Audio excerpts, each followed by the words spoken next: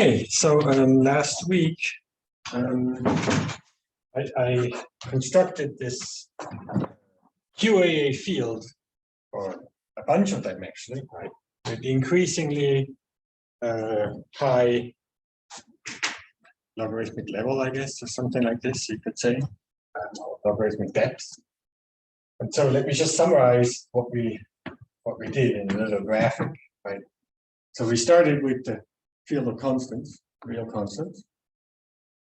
Right. And then in the first step, we used the uniqueness principle, which is derived from the Fragment-Lindelöf principle, to construct a first QAA field F0,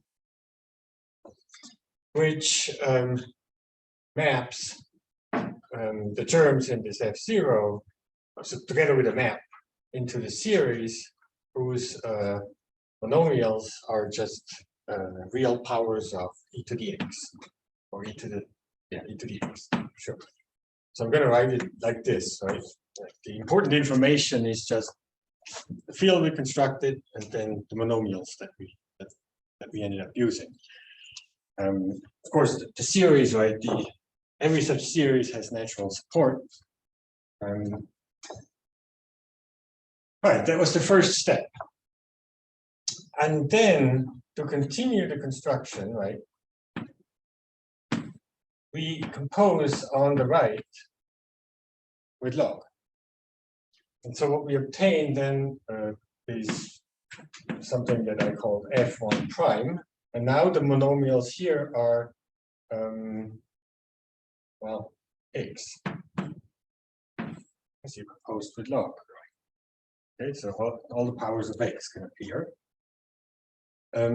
Nothing else is done. It's just composed with log on the right, both on the formal side and the germ side. That slows things down. So the germs in here are polynomially bound. Okay, that comes out of the asymptotic condition. So then we use UP again. But this time, instead of, I still work with series whose monomials are powers of e to the x. But as coefficients, I now allow germs in here. Okay. Doing that, we get a new F1, right? Now it has monomials, and I'm going to write it like this, right?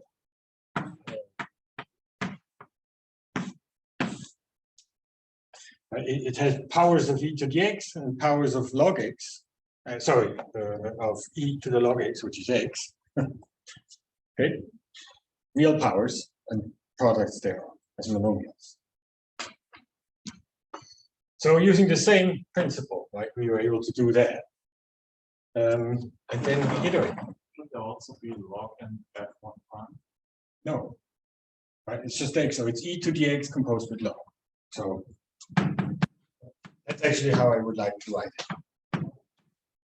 Why? Because the e to the x is really only there because we needed to go into the log chart where we can use the fragment, the uniqueness principle. Right? It's all about these guys here. All right, so we can iterate. Right? We can again shove in log on the right. This until we get to the, say, fk prime. Case step, and here now, right, the monomials are going to be e to the x composed with log 2 up to log k.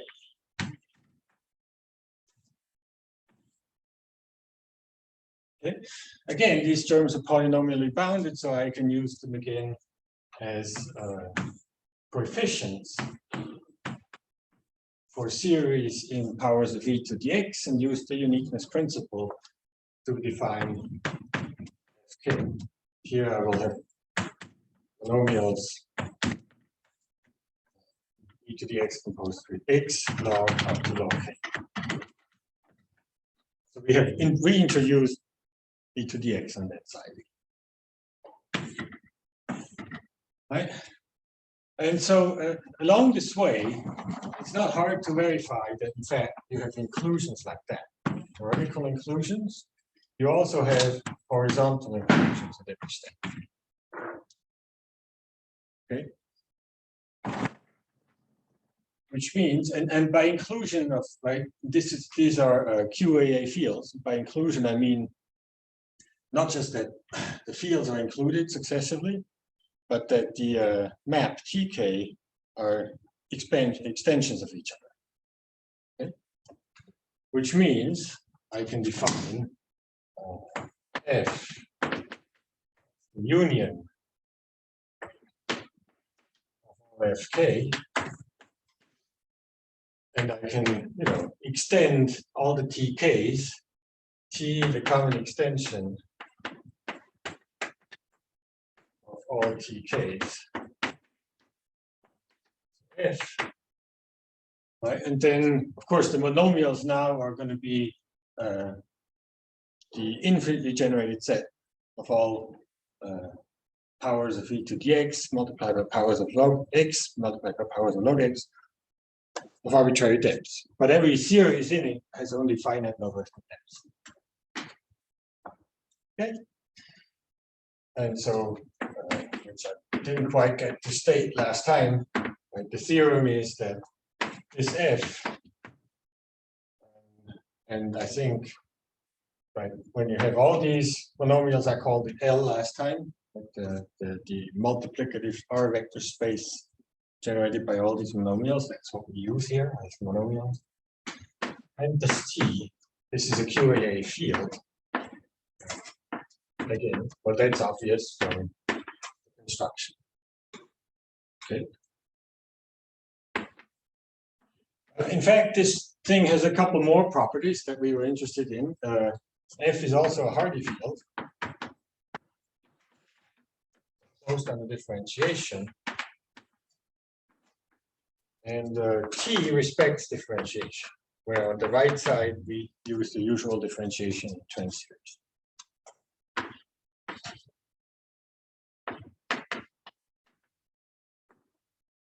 And also, we were talking about law composition.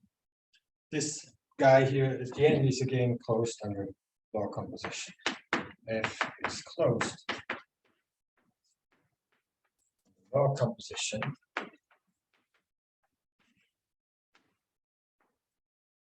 And T respects law composition.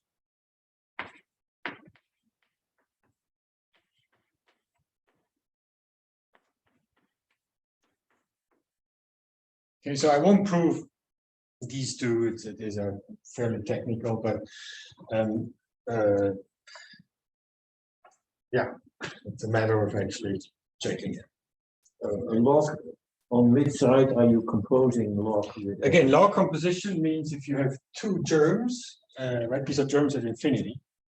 If you have two germs, so that F and G, so that G goes to 0 from the right,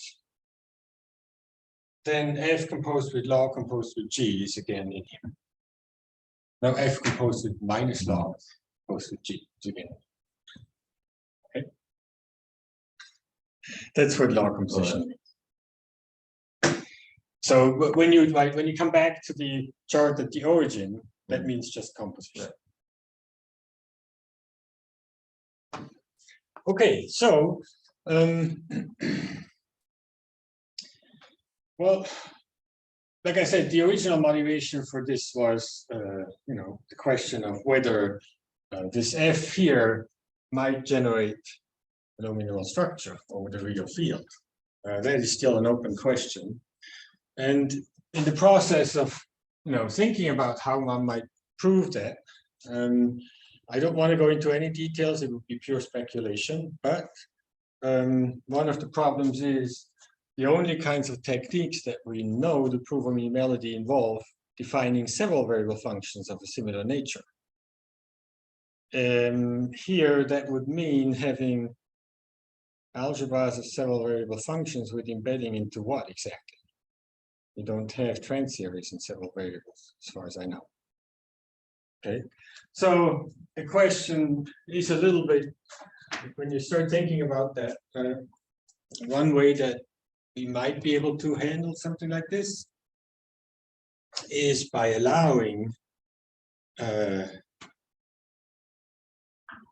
monomials, not just the ones that we used here, but more general monomials or more general terms of functions definable in Rnx as monomials. That's kind of what it seems to come down to. If you want to do any kind of meaningful extension to several variables, but I don't want to discuss that. It will take us down a rabbit hole we won't get out of today. So, in other words, what I'd like to do, right, is to just look at this question. Can this construction, whatever the motivation for this is, be extended to allow more general monomials? By monomials, right? Monomials in the sense of what I said last time. Monomials are just terms of functions in some Hardy field. In that sense, monomials definable in Rnx.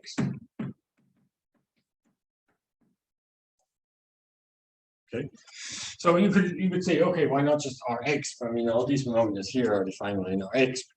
But the problem with Rx is we don't know as much about Rx as we do about Rnx. Right? Rnx, we have quantified elimination in a certain language, and lots of other properties. And I think I did mention. Did I mention this? No, maybe not. I'm going to mention it today. We're going to see much more about Rnx today. So that's kind of the motivation for the rest of what I'm going to do in this class. Okay, I'm going to try and show that yes, we can do this, and in fact, in some way, in an optimal. The optimal answer to this question is true, whatever that is. We can do it to as many as you can possibly think of. Okay, so what would that mean, right? So I want to, that's why I actually drew this graphic here. So if I were to use monomials definable, Rnx, I'm trying to use different colors. What would that actually mean? So the idea is not so much about this part here. I'm just looking at this board here, right? A finite iteration of this construction, so that at the end I get a certain family of monomials that I wanted from the start. So say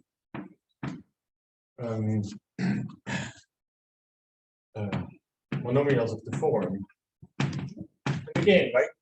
The e to the x is really just here because we have to go to the log chart so we can apply up.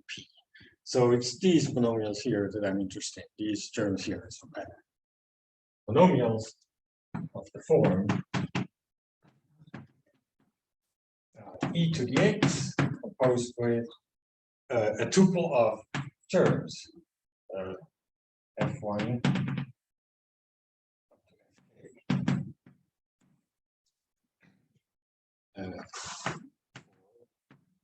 some fi, right, terms in the Hardy field of Rnx. All right, it's hnx. I think you've seen others do that. And they should be going to infinity, just like x log and so on. Okay? So infinitely increasing.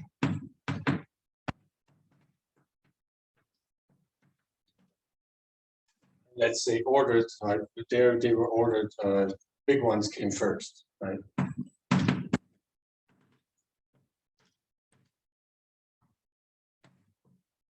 Something like this. So yeah, if we were to do that, right? If you wanted to end up here,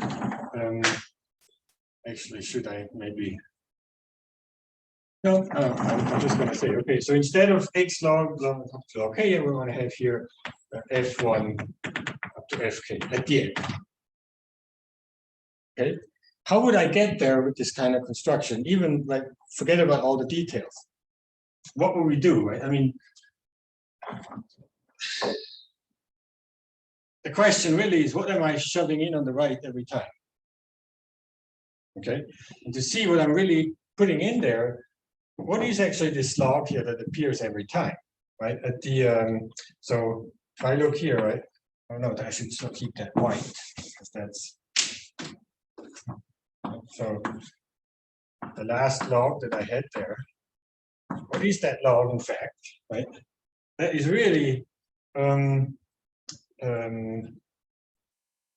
think that's log k composed with log k minus 1 compositional inverse. Obviously, that's what it is. Right? Everybody agree? Okay, yes. Aha, so, right, in other words, if instead we were to end up with this, right, at the end, sorry, I should also say there's always an x in front. I should put an x here as well, right? So let's say that x is bigger than x. Okay, because at every stage where I use up, I use the monomials e to the x. Okay, so that means, of course, over here, right, I should really just have f1 up to fk. Right? Then I add in the variable x again, using the uniqueness principle. But how did I get here? So I got here by composing fk with fk minus 1 inverse. Okay, that's the corresponding thing I would have to do. Okay, which means, all right, and so, so there's all these dots here, right? So then to get to back to f1, I would be composing with, no, maybe I should have had another line in there. Let's just put that over here, right? So that means I have here f k minus 1, right? Okay, it's not the same f k minus 1 as before, right? It's whatever I got using these terms. And what were the monomials here? Well, they were e to the x composed with x, but then also let's see.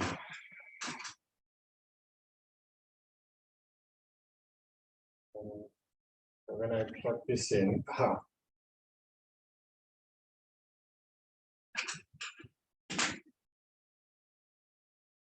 would have been looking at f1 composed with fk minus 1, and the last one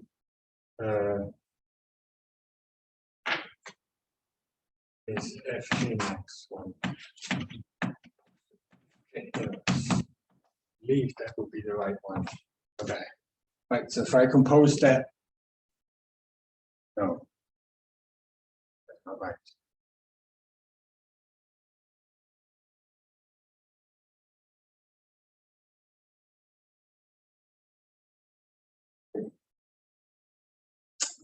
Okay, no, that's not the right way. That doesn't add up right. Because at the end I want to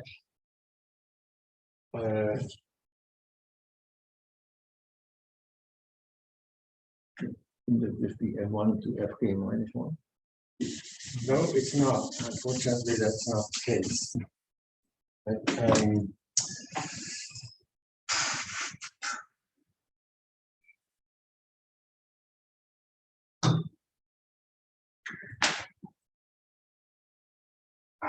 See, that's the kind of thing you shouldn't do on a blackboard. That's the problem. No, this may be the wrong one to use at the end. I think.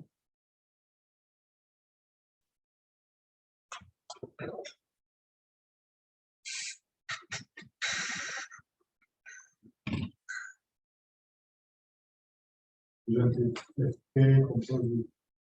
F1 minus 1.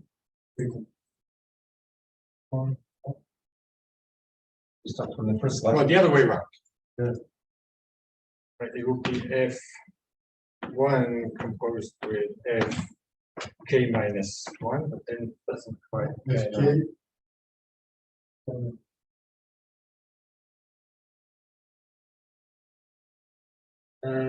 Why do you want to take Fk composed at first? Fk is the smallest one, slowest. Start from the first line. Yeah, the first line is exactly the same, right? But then I want to recover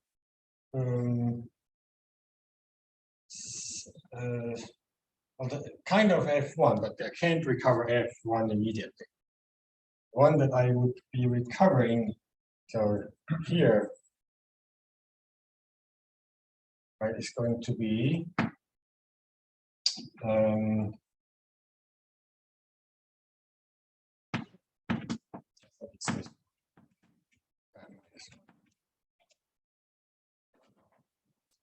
right, so they know, oh, that should be orange. Should not be erasing like this.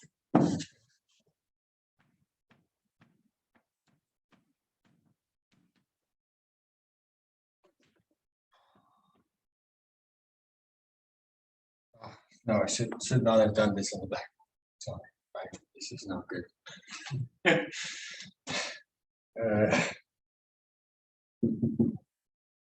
Let's see. So then over here, right, we would have to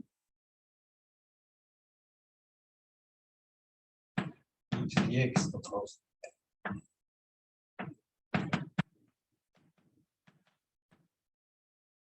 Is that going to be what I want? Then I would like to use, well, it's the same construction again. Presumably these are all much slower than e to the x. So I could do the same construction again. Let's see if that works out.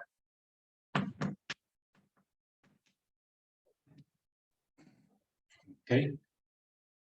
So then when I compose, there's something is going the wrong way. At the end, I do want to get it to F1.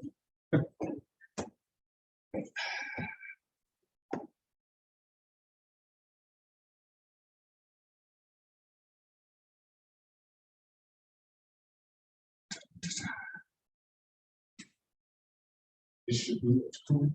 F1 minus. Which one? Here. Yeah. It could be the other way around. Oh, I think one above. right. Yeah. Right. It should be like this. Otherwise, it doesn't. This is the next one down. Yeah. Okay. So now we have this, right? So at the next stage, I would be composing with F2 composed with F3 inverse. Okay. Then let's see. So we would have, yeah. See, there's a line missing. So where would be me at this stage here? We would be at the stage of having a.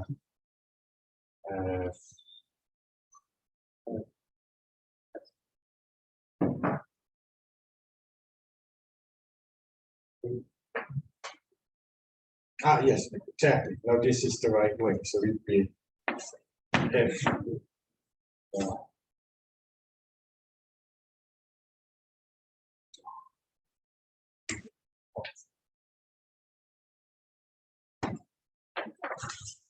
Now I can see what the problem is. Now we have to start with the last one. F K minus 1 inverse. There we go.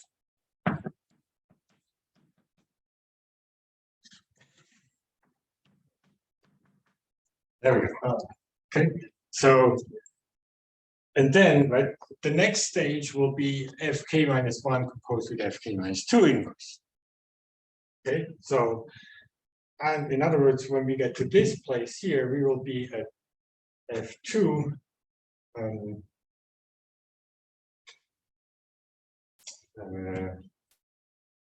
We will have added f2 composed with f1 inverse, fk composed with f1 inverse. That's what we get. So the last one, right, will be to compose with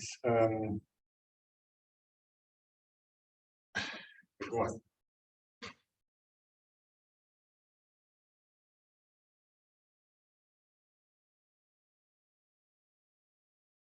Not, sorry, this is not the last one.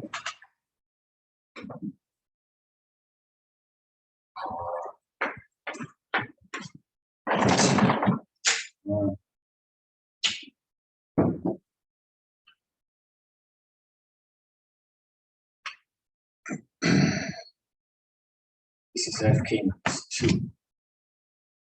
Okay, so then the next step will be to compose with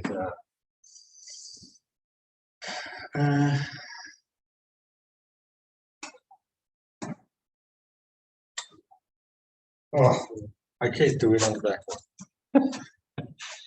Anyways, what all I'm trying to say is that, right, when we do want to mimic this construction for more general terms or tuples of germs as monomials, what we have to do on these intermediate stages is we have to look at monomials that are defined by these corresponding compositions of the original, of the ones that we end up with.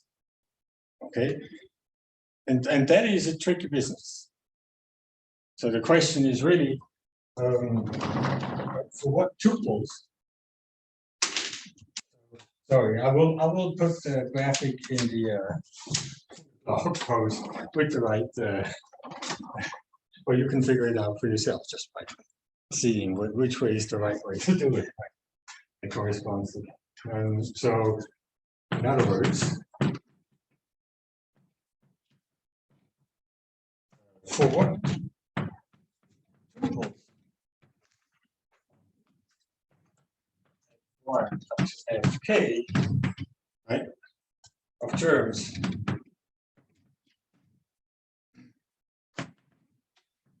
in H and X, can this construction still be carried out? So, I mean, what are the things that we need, right?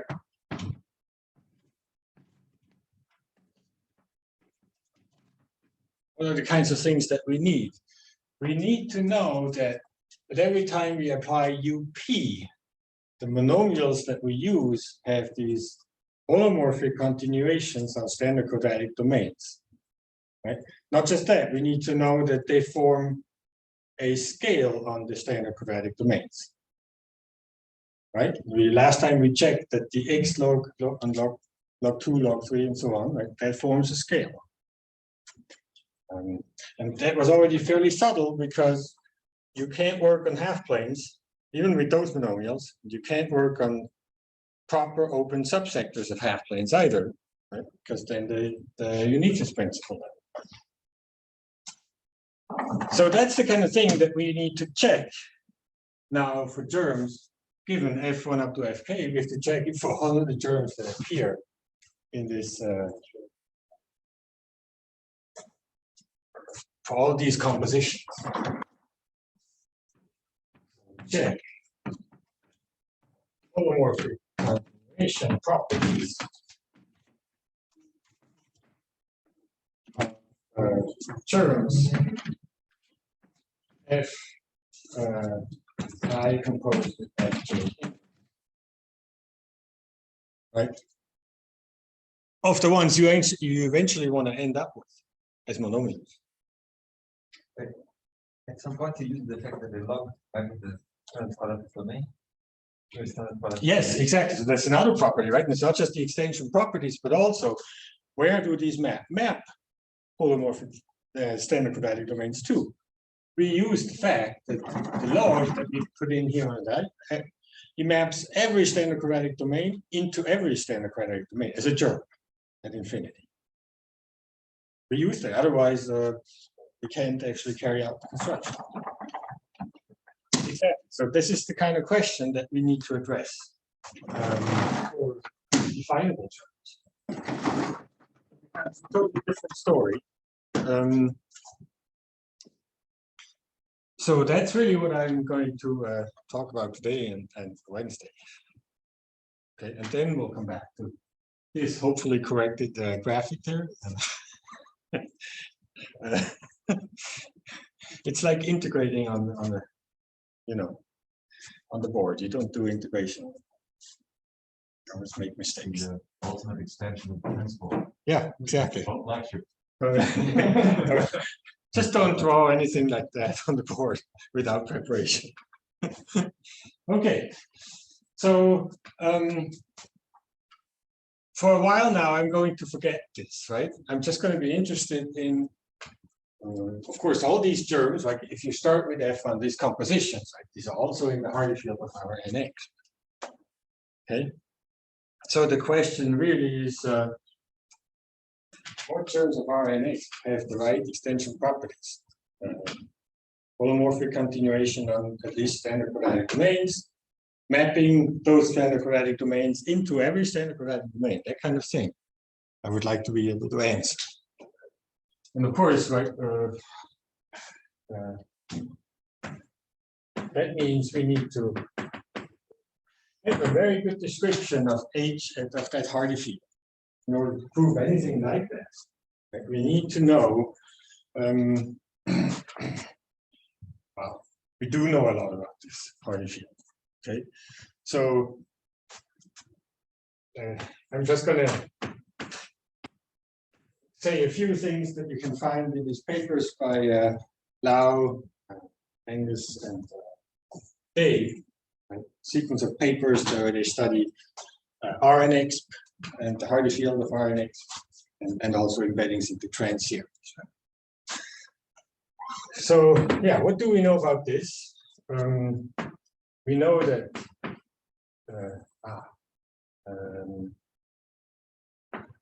the theory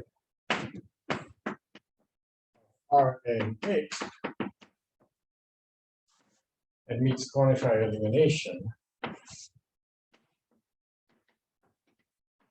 the language where you add log, a symbol for log. That's just the language L and X.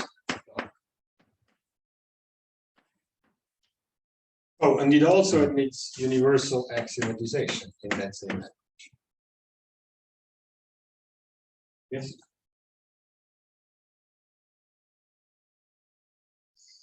Right, and so is that, you know, model theory, very elementary exercise in model theory. I always give my model theory students. That means every definable function, any number of variables, is given piecewise by terms. That language.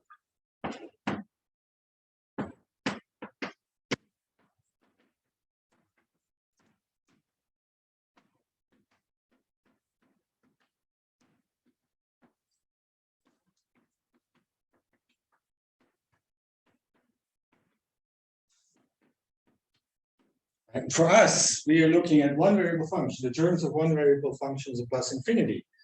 That means every germ is given by such a term, right? Because piecewise means ultimately by a given term.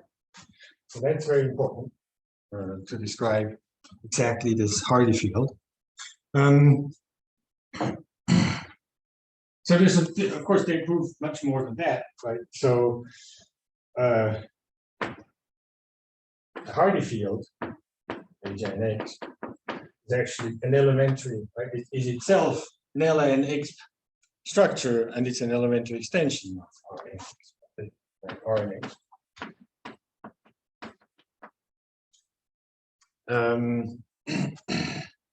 And we also showed that you can expand the set of Transseries into a LNX structure.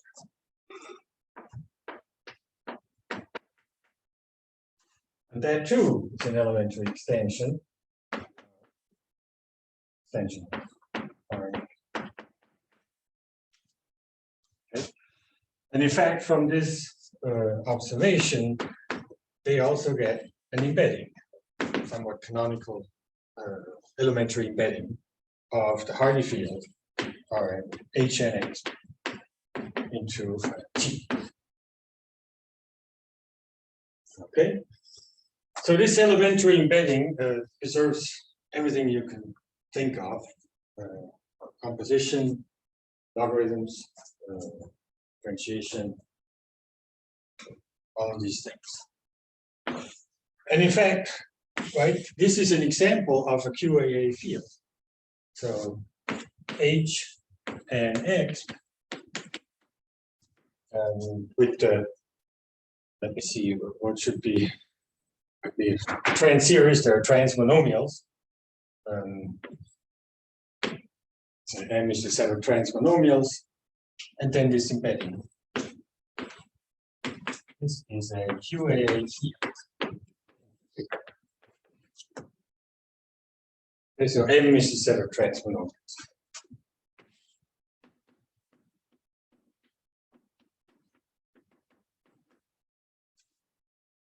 Monomial that happen to be in H and X. Of course, yeah, okay, sure, yes. I mean, this definition does not require that the image uses all the monomials that you list in the same. But yes, of course. So one question, right, is going to be, right, what are actually the transmonomials that are used, right? So definition. If you look at the image, so you look at all the transmonomials that actually appear in the image. Okay, I'm going to call that the set of convergent transmonomials.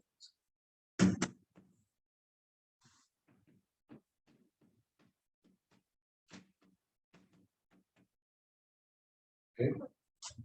And it also follows from their papers that, in fact,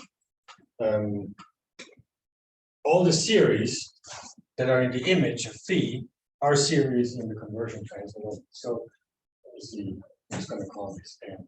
They are actually, the whole image of phi consists of convergent. Conversion. Yes. So we'll revisit that actually, but I just want to say what we already knew, right, from their papers. So in fact, right, we can just take convergent transmonomials, everything is still true. Every series in the image is the series in just a conversion. And is a conversion series. It's a QA. Okay. But so, and the thing is, all of this suggests that, of course, that was kind of behind all the development of the study of Transseries themselves. It suggests that the Hardy field H and X can be described or constructed similarly to the field of Transseries in general. Okay, so that's what I want to do in order to have a way to study, extensions of definable terms, because that will give me a way to inductively describe them. Okay, so that's the first thing I want to do today. It's hopefully a little less a disaster than that picture over there. Okay, so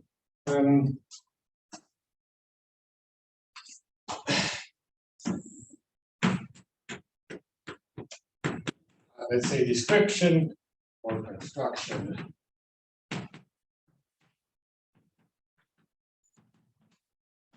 H and X, based on these observations. But now we'll do it explicitly and from scratch. So using the fact that we already know every definable term is given by a term in this language here.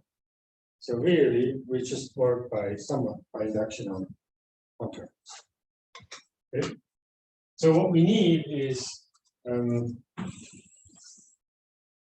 need a convention, right? So if I have a several variable convergent power series in the usual sense, convergent f x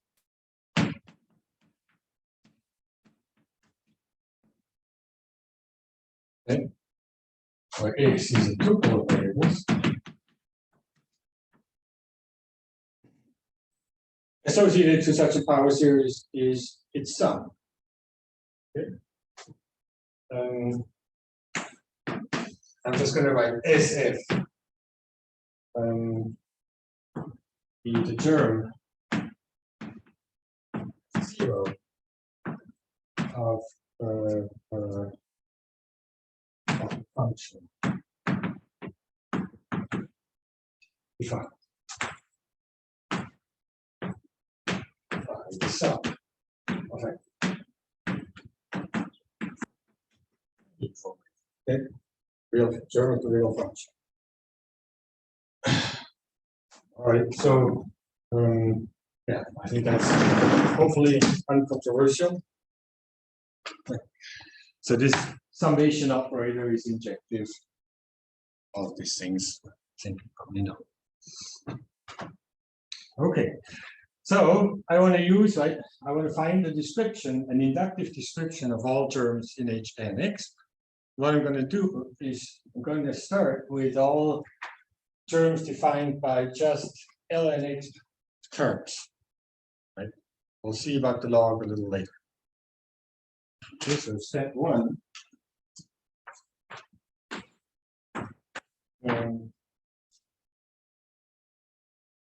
Construct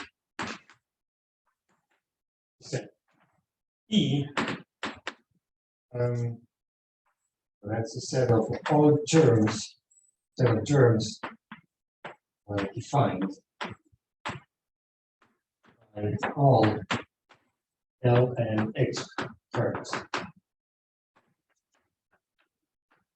So we just we start with convergent power series and introduce iterated exponential. Seems fairly straightforward, right? So, but to capture them all, right, we have to do this slightly carefully. So we get it by an induction already. So E is going to be the union of subsets En. This is an increasing system of subsets. Okay. All right. Let's start with the case n equal to 0. Well, that's just everything I can define with convergent power series in one variable, or maybe convergent Loar series. Okay, so E0 is just going to be all terms of the form some power of x, positive or negative, times the sum of a convergent power series in 1 over x. Remember, we're working at infinity, terms at infinity. Okay. So m is some integer, positive or negative, and f of x converges. One variable. Yeah. Yeah. First step, nothing else comes in. It's just the terms defined by convergent Lorenz at infinity. Make sense? Okay. And so, of course, it's not hard to see that the series, the formal series, Loar series, x to the n times f of 1 over x is going to be the asymptotic expansion of this term that's by conversion. Okay. So if I have a term form x to the n times the sum of a convergent power series in 1 over x, we're going to set T of f to be the series that we use, right? So whole series x to the n times f of x. Full Laurent series in 1 over x. So that's the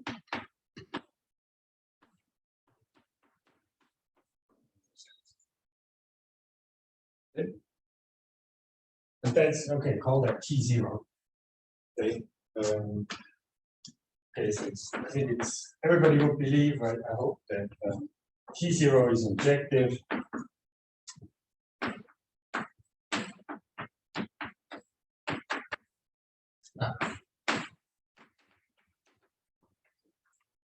And in fact, E0. What are the monomials? The monomials are just powers of x. So, oh, I didn't give it a name over there. Like the first, not the orange stuff, just the white stuff over there. The first level is just the L0. Powers of x is monomial. T0. This is a QA G.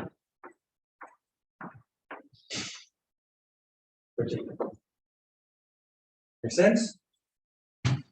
So that's the first step.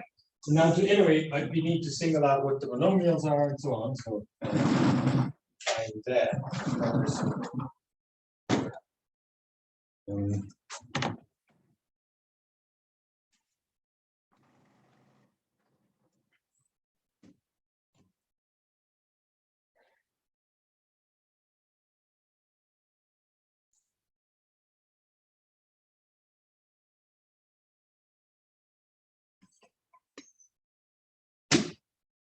So the monomials here, all right, sure.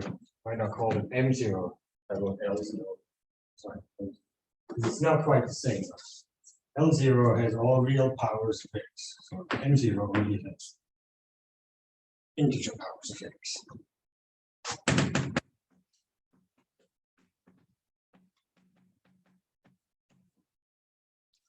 So these are the monomials. First step. And so what we want to do next, right? We want to allow a first exponentiation into it. And the usual thing with exponentiating something like this is that there is the principal part of your Laurent series whose exponent will be a new monomial. Whereas the exponent of the rest of the Laurent series is already defined. Okay. So that in other words, we need to single out those things. So to continue, a couple of things. Well,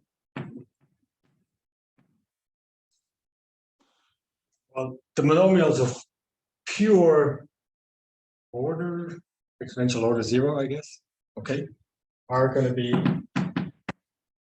all powers of x that are not 0.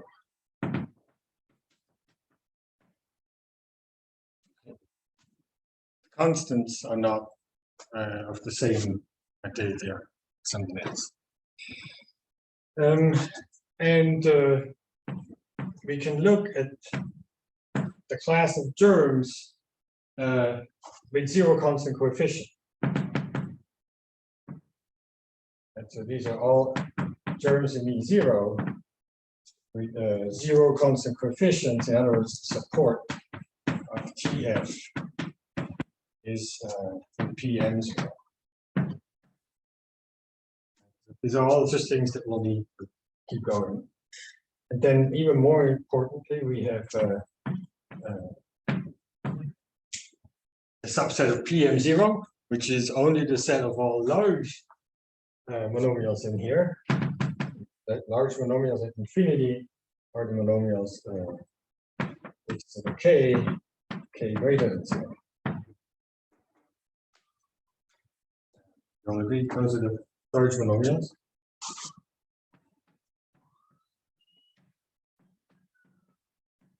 So the ones that actually go to infinity and infinity. Okay. And corresponding to that, we get the purely infinite terms in E0. That's the terminology that's used elsewhere as well. So those are all terms in E0. E0 whose support consists of only large terms, large monomials. So the principal parts of the series, only the things that can appear as principal parts. Okay, all terms, so that the support of the term is actually in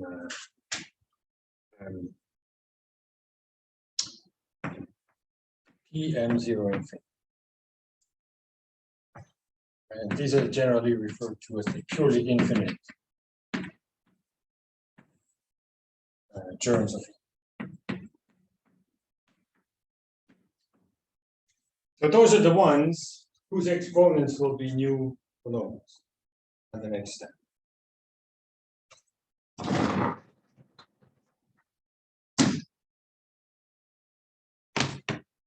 Okay, so yeah, now I can probably guess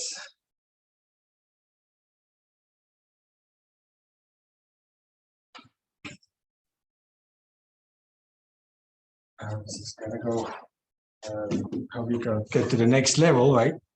So E1, yeah, what's E1 going to be?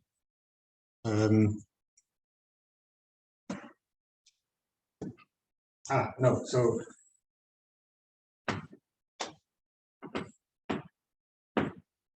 right, the first thing we're going to define at the next step are the pure monomials of exponential order 1. So these are going to be the exponents of everything in here.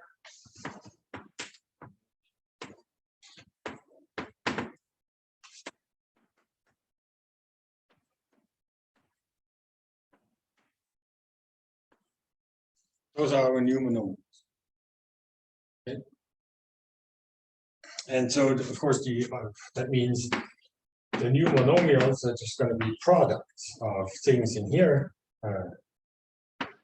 M times M1 times M2. M1 is in PM1 or possibly 1, but 1 is not in PM1. I have to allow it otherwise. And then 2 is the monomial that we already had. So in M0. So these are the monomials. Next.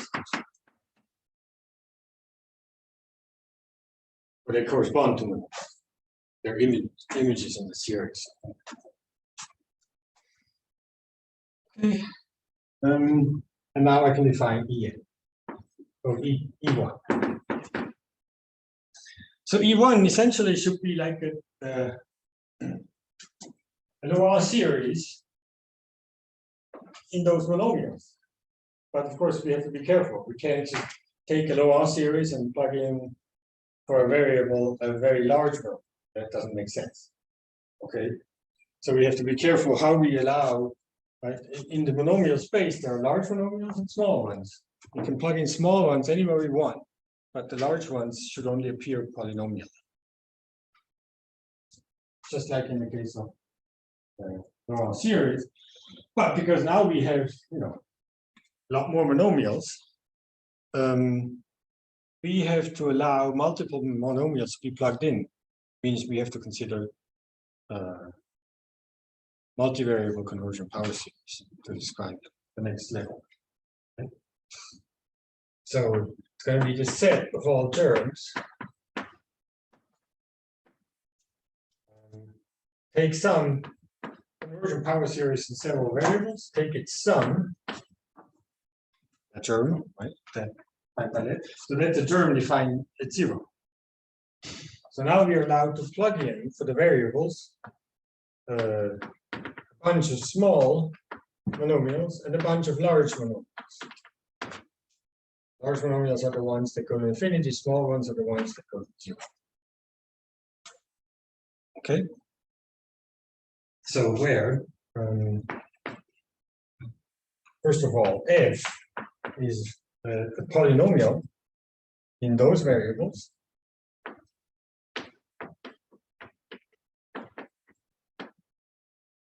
And the coefficients of these polynomials are convergent power series in the other variables. So the curly bracket means convergent power series. Make sense? Makes sense, but I thought it would have been simpler, namely, can't you just say, take a monomial, an infinite monomial, a purely infinite monomial in M1 multiplied by Yes, you could. You some, could say that. some capital F, and then you plug in only infinitesimal. Yeah, that's the same thing. But I don't know. It turned out to be easier to describe. So, for various things. So whatever. Yes, we can just take a convergent power series, allowed to plug in small monomials only, and then multiply by a possibly large monomial. Right. That's the same thing actually. Because yeah, I mean, there's only finitely many of these, right? They only appear polynomially, so you can factor out the biggest one. The rest is all small. Correct. Okay. So yeah, these are all equivalent ways of stating this, right? I should say n1 up to nk, n1 are small, meaning go to 0, and big M1 up to big nk are large. To infinity. All of these things are the new terms. And that works out fine, right? Again, because of the convergence of the series, right? But this series here is going to be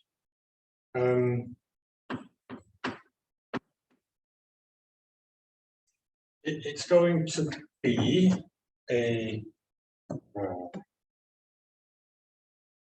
power series in Rm1. There we go. Hahn series in polynomials M1. Okay. And it's convergent. And so when you multiply, yeah, no, that's right.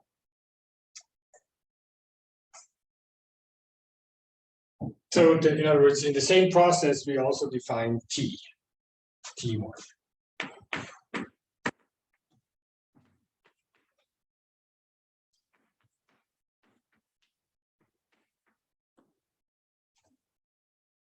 Okay. Okay, so now you can iterate this. You see the picture. Once again, right, in this new E1, right, we will have the well, we already defined the monomials of pure exponential order 1, right? But then there is also the large ones, and corresponding to that, we'll have the purely infinite terms in 1. And those again we use to define the monomials at the level 2, right? The new monomials, and then repeat everything. So iterate from here.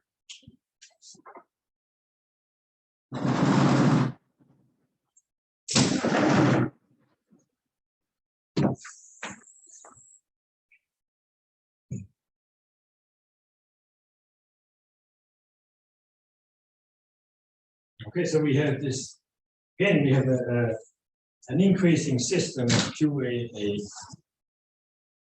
fields, right? Iterate to get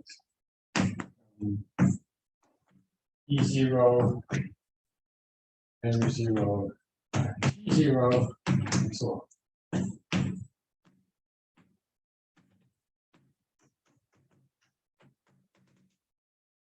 And so we can take the union. Those will be all the terms defined by exponential term.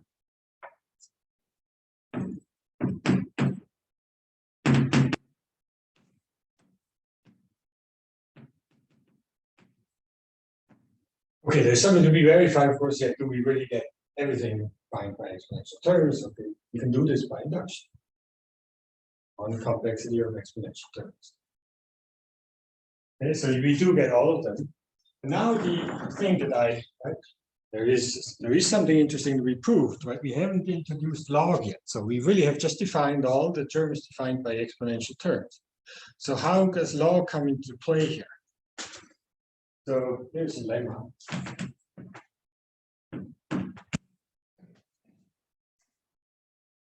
If you take any germ f in E,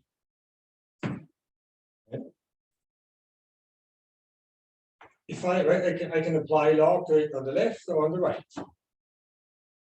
Well, I mean, I can plug in log on the right, or I can apply log to it on the left. Okay. You can find another germ G, also in E, purely exponential germ, such that log of f is equal to G of log. So putting log in on the left, composing with log on the left can also be done by composing with log on the right. Just need to change your extension. But F has to be positive, right? Oh yeah, sure. Sure. In fact, F is to be sorry. I should say F should be strict infinitely increasing.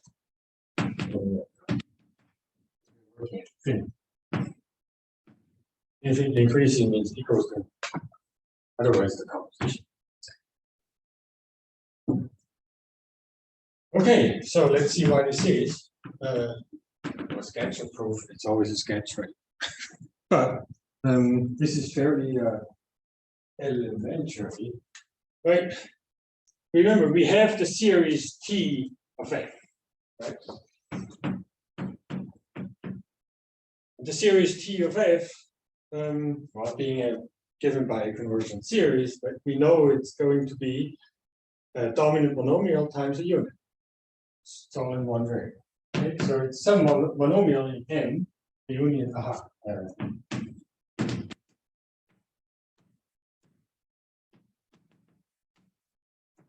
Those are the monomials. So it's going to be some M. Well, okay, some constant A, some M, then something of the form 1 plus epsilon. With epsilon, okay, that's a power series of some kind, right? Generalized series, not power series, generalized series, with zero constant term. So the support of epsilon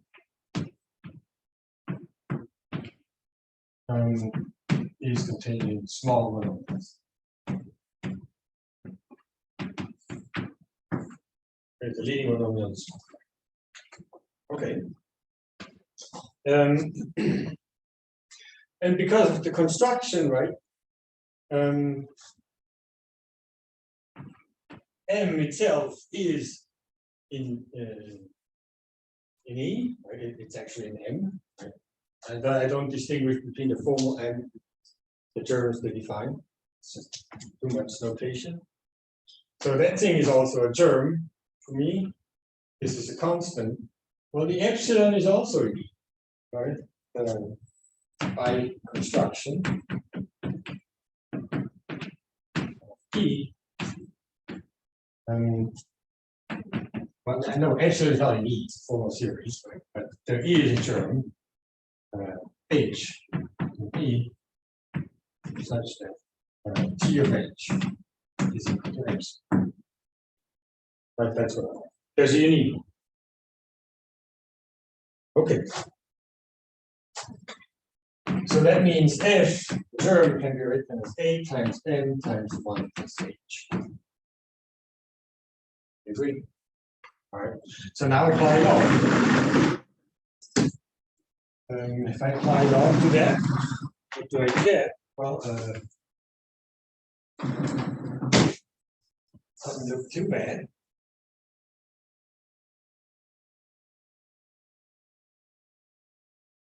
But I do have to go first. So if I apply log to F, what do I get? Well, I got the log of A, sure, plus log of M, plus, the log of 1 plus H, that's really just the conversion power series in H. So let's just write this as big L of H, where L of X is the Taylor expansion.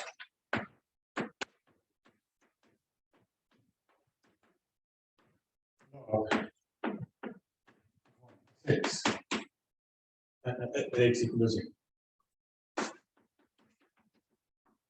Right, so this part here is fine. That's again in E, because it's the conversion power series in something else.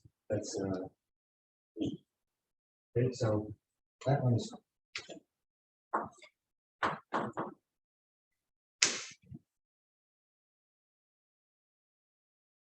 What about the log of A is a constant, so that's fine too.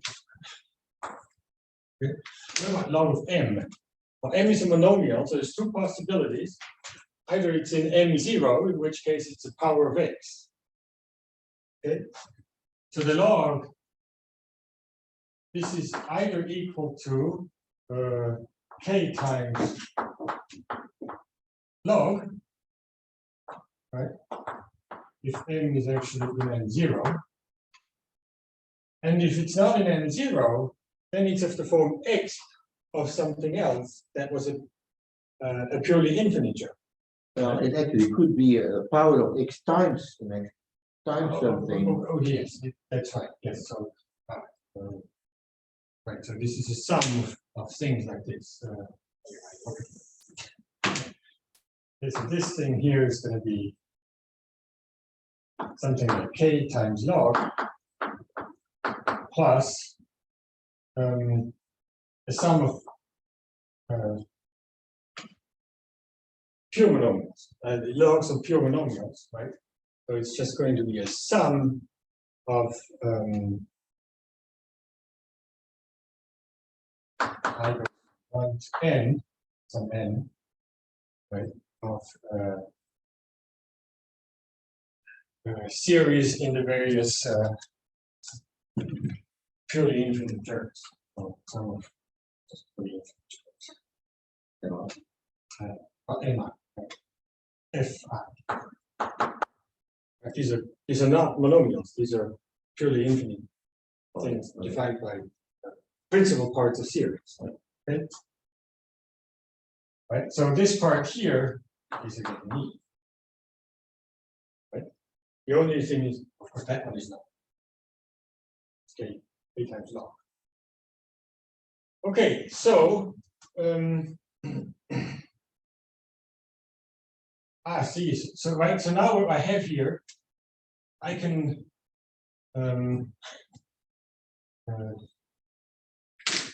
can I do? I can write, thing is, everything in E, right? Everything in E is also something else in E composed with log on the right. Right, so if I have a function f in E,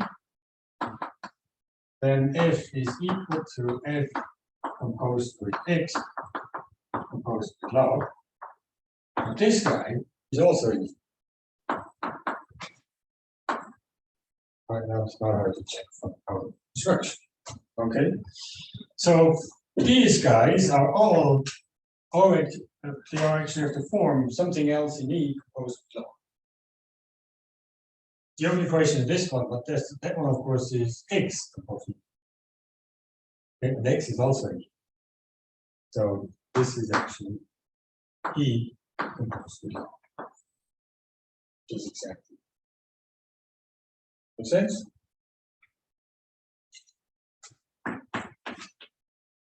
Okay.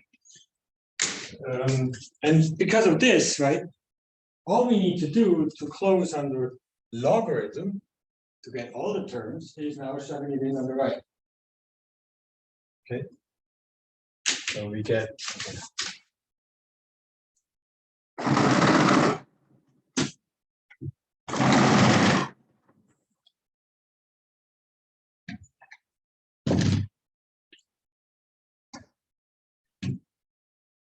So we get kind of a double inductive description of all the terms.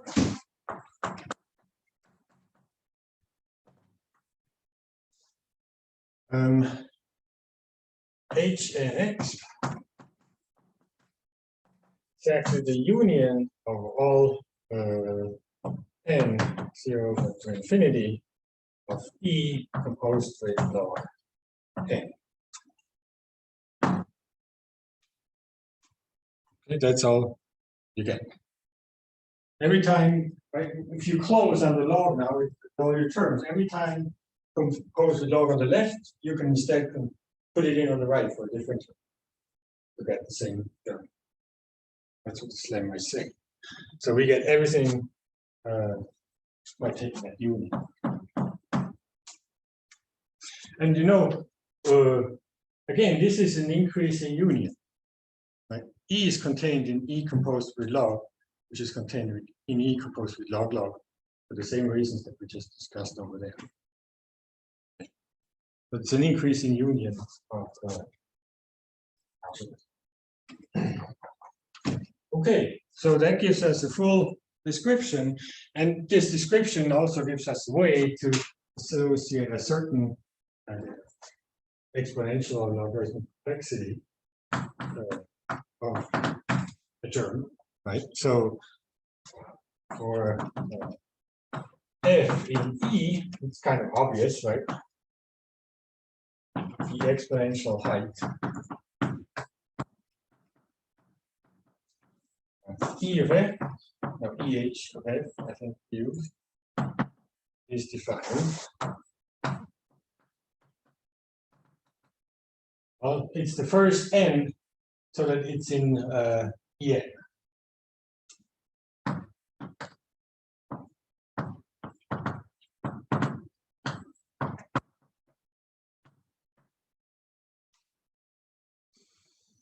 Okay, so that kind of means there is at least one term that only mentions exponentiation n times, right? That defines term f. Okay. And how do we extend that to all the terms using this description here? So for f, h and x, well, it's going to be in one of these, right? So again, pick the least n where this happens. Pick the least k n, so that f belongs to E composed with log k. Okay, and then right, that means f composed with xk is an E. So we already have assigned to it an exponential height. So the exponential height of f should be the exponential height of f composed with xk. But then you subtract because we put in, we shifted too many, k times too many to the left, so minus k. Okay, so it's the exponential height of any term in here, so that after plugging in log k, we get f back. Having to plug in log k should subtract k from our sense. All right.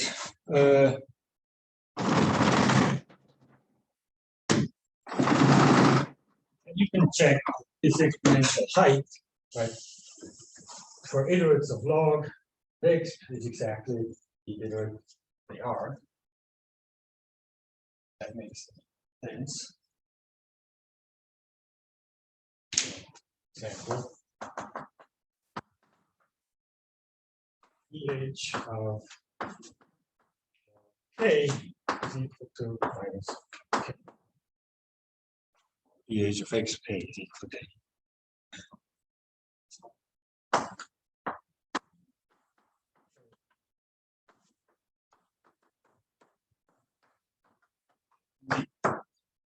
It's all the same thing.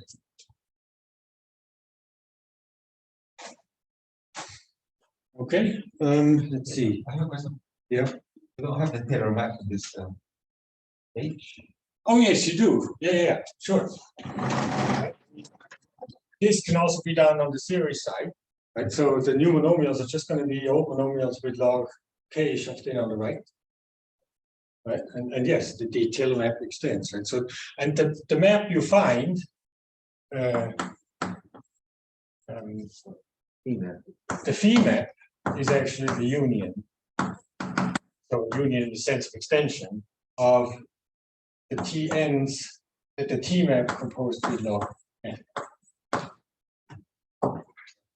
Okay. You know what I mean by T map composed with log n?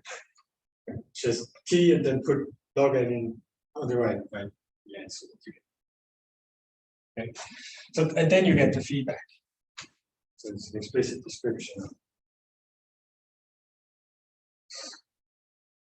Yeah, should have said. Maybe that you want to verify it, just do it by induction on terms.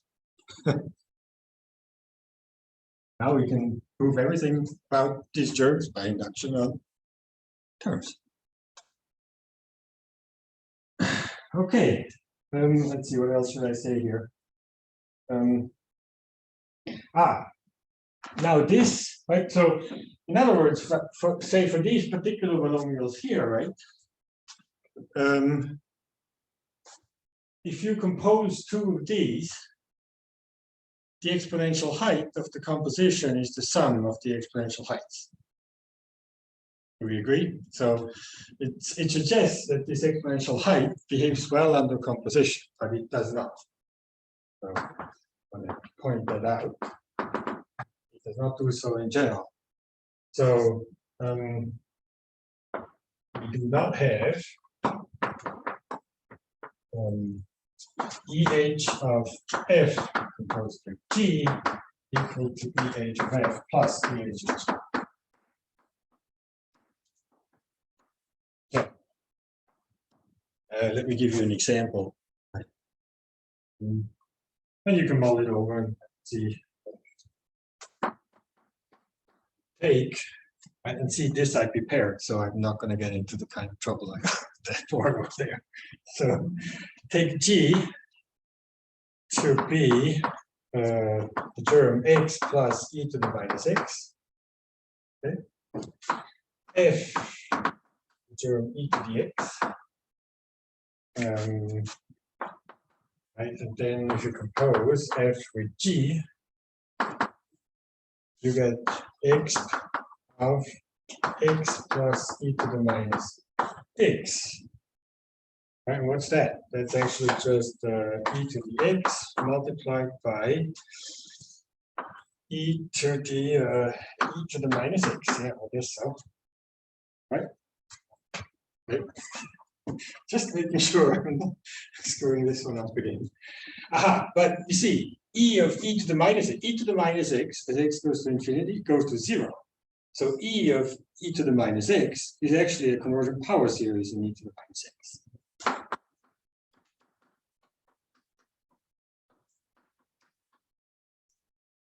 Okay, so what's the which is an exponential term? What's the exponential height of this term? It's 1. Right? I only used e to the x, or 1 over e to the x, and conversion stuff. Power series, right?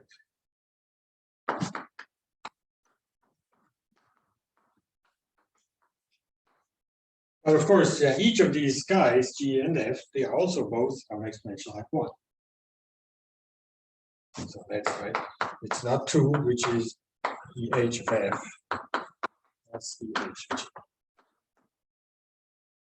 Okay, so in other words, every time, right, you apply exponentiation to something that's actually a unit, you're not actually applying exponentiation. That's the problem here. Okay.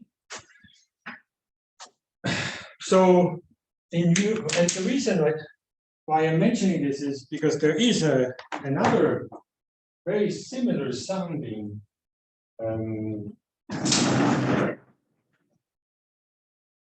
I don't know what to call this, right? The height, yeah, for these terms called the level for the germs. Okay, I'm not going to define that level right now. I will define it next time because I will need it next time. But the level is defined at the set level of germs, right?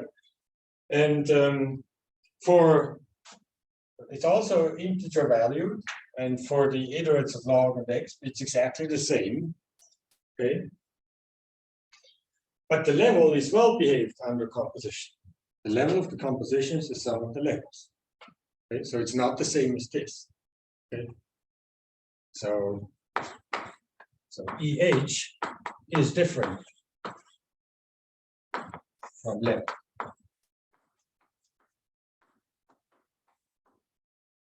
Okay, and that's going to be important. Both play an important role. So EH is a syntactic notion, right, associated to the germs, and the terms defining the germs, whereas the level is defined purely analytically. In some ways, is better behaved.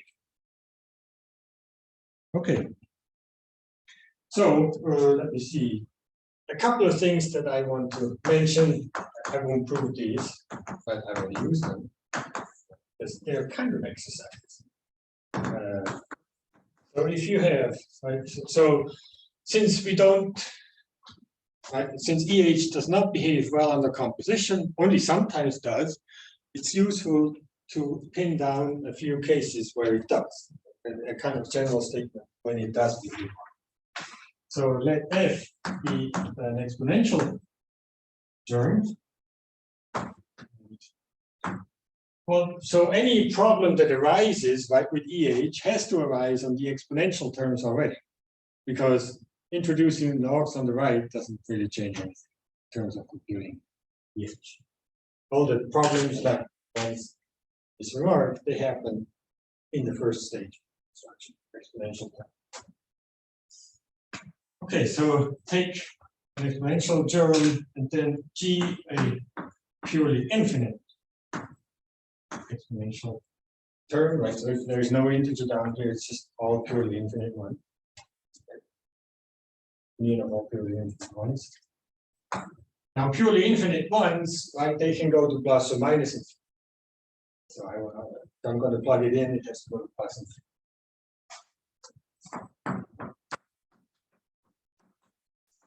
G of infinity should be plus. So it makes sense. In that case, right, EH behaves well. So EH of f composed of G is equal to EH of f plus EH of G. So plugging in purely infinite terms, that's okay on the right. And you can even say a bit more, and I'm assuming I will need this. I don't quite know yet why, but we'll see. So if f is actually a, what's that? PE. If f is, if the series of f has zero constant coefficient, I think that's what it means. Then the composition, that's, yeah, but then forget about the second part. I'm not sure we need that. It's coming out. Okay. But the first part, right? There are some cases when EH does behave. So this is mostly, yeah, how do you prove something like this by induction? Anyway, where f is in the end. Now everything is done by induction. It's approved by induction.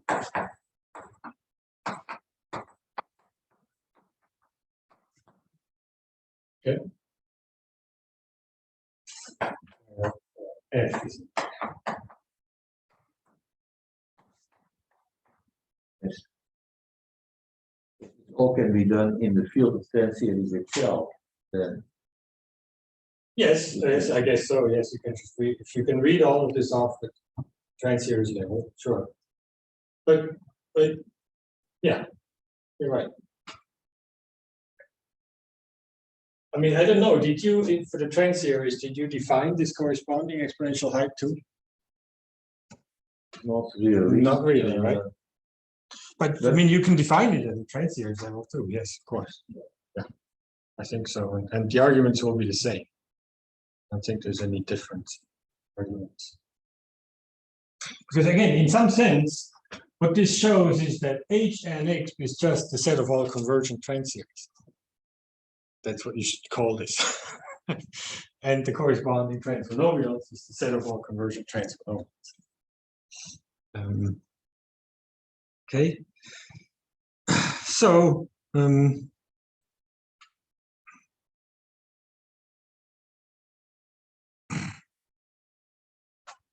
so yes, I think this is probably a good place to stop. Now that we have this description of the party field H and X, right? I want to start looking next time at how the functions in this party field could possibly extend holomorphically on, well, complex numbers, or maybe not just the complex numbers, but even have to go a little bit beyond that. But I don't think I want to start that today. Not much time left. So are there any questions instead about what we've done so far?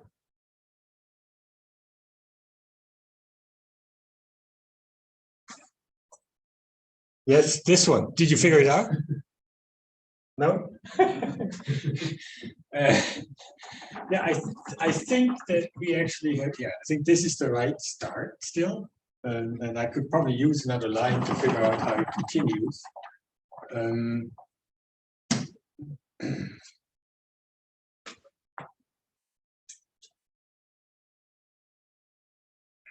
Yeah, I could try and do that. Let's see. So let's erase the bottom here. Just see how it will continue. Next stage. Do this.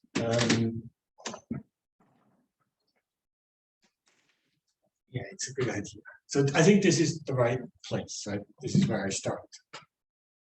First one. So now I'm going to compose with fk minus 1 composed with fk minus 2 inverse, I believe. Okay. So that means over here I will have my new f2 prime, and the monomials here will be e to the x composed with fk minus 1 composed with fk minus 2 inverse, and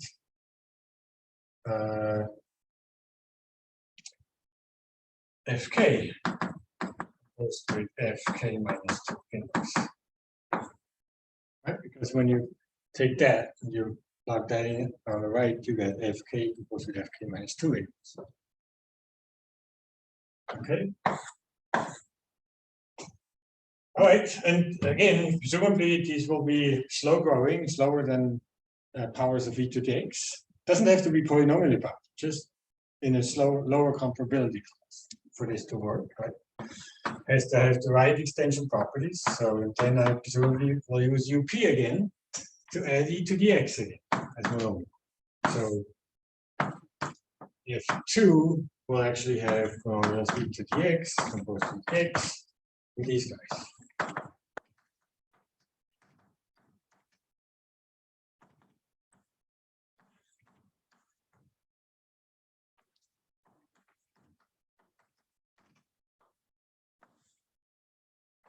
Sense? Okay, so if I continue this,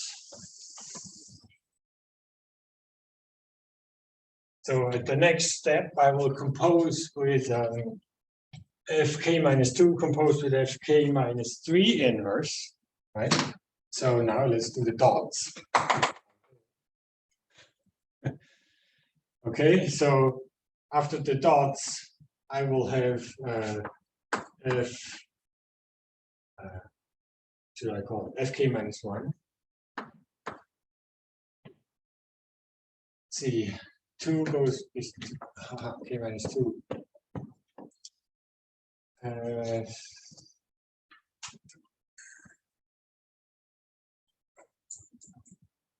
Yes, I believe that is right. Right. So fk minus 1, we will have e to the x composed with x again, and here we will have right now I have ak minus 1 for 2. So for k minus 1, I will actually have here f1 composed with fk minus k minus 1. No, it's not there. F2. K minus k minus 1, which is really f1 inverse, and so on. The last one is going to be fk goes with f1 inverse. There. Okay, so then there's one more step, right? Again, I shove in f1 at the last step. Nothing else. And then that will get me fk. I'm not going to call that fk prime. I could, but I'm not. And the monomials now will be e to the x composed with f1. Fk. Is the one I. Does that make sense now? All right. So it involves one more step, right? The last step here is a bit different because this f1 here, I don't need to know anything about it, right? Shoving this in from the right doesn't change the QAA property. So this can be very fast growing if I could, right? But these guys will not be fast growing because all of these are going to be less than x. Because this is the inverse of the fastest growing among the bunch. So all of these will be below x. Okay. So in essence, right, my construction is finished here, and then I get back to the monomials I wanted by plugging in f1, which does not require UP anymore or anything like that. But then I can't really continue. That's all I get. So that will be kind of the idea. So I really we have to generalize this construction in this way for an arbitrary tuple up to here. Okay. And the monomials will be these guys. So for example, right, let's say that these guys here are conversion transmonomials, which would make sense, right? I would like to be able to construct something like we did last week, where as monomials I have conversion transmonomials. They're exponentials. In this case, at infinity. Right? But on the way, right, we have to work with these other terms that are not going to be conversion transmonomials. These compositions, the compositional inverse of a conversion transmonomial is not a conversion transmonomial in general. Nor is the composition of fk with fk minus 1 inverse. These are just going to be germs in Hn(x). Okay? And it's for these types of germs that arise in this way that I want to be able to say, when do they have holomorphic extensions, so that I can use UP at each of these steps. So in other words, in order to describe, right, which monomials, conversion transmonomial we can work with, we also have to figure out other types of germs that we can do this construction with that are not conversion transmonomials. Okay. And we'll see that this kind of description is exactly what we need to figure out which types of germs in general can be used in this construction. And we'll see that all of these are good enough. If we start here with conversion transmonomials, all of this works. So that's what I'd like to go over Wednesday and next Monday. Is there any way to add the dimensional flows? Yes. So Yes.